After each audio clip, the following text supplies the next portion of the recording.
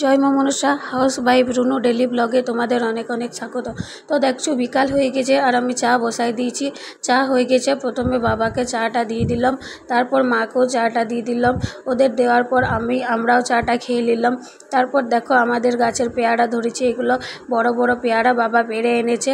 তারপর আমি সন্ধ্যাতে একটু ছানার পকোড়া করব বলে ছানা ফাটিয়ে নিলাম। আর এই দেখো পুচকি গুড গার্ল হয়ে গেছে, নিজে নিজেই পড়তে বসিয়ে গেছে।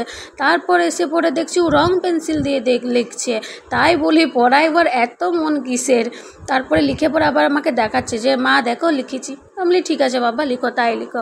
আর এদিকে দেখো বেসন আর ছানা আর কিছু উপকরণ দিয়ে আমি মেখে নিয়েছি। তারপর পকোড়িগুলো ছেঁকে নিলাম। তারপর গরম গরম পকোড়ি সস আর কুরকুরে নিয়ে খেতে বসে গেছি। খেতে কিন্তু পকোড়িগুলো দারুণ হয়েছিল। তো তোমরাও একবার ট্রাই করে দেখবে ঘরে কেমন লাগে খেতে। তারপর আর কি সন্ধ্যার থেকে আর কিছু কাজ ছিল না। এখন যেহেতু ইন্ডিয়া আর ইংল্যান্ডের টেস্ট ম্যাচ চলছে, তাই বসে বসে দেখছিলাম। এইরকম করে সন্ধ্যাটা কেটে গেলো। আর এইদিকে দেখো পুচকি নাচ করতে শুরু করে দিয়েছে, ও যখন তখন নাচের তাল উঠে যায়। এবার রাতের খাবারের পালা। আর রাতে আজকে ছিল গরম গরম খিচুড়ি আর পাঁপড় ভাজা। তো এই ভিডিওটা এই অবধি, আবার আসবো কালকে নতুন একটা ভিডিও নিয়ে। ভিডিওটা ভালো লাগলে লাইক আর সাবস্ক্রাইব করে দেবে। আজকের মতো টাটা।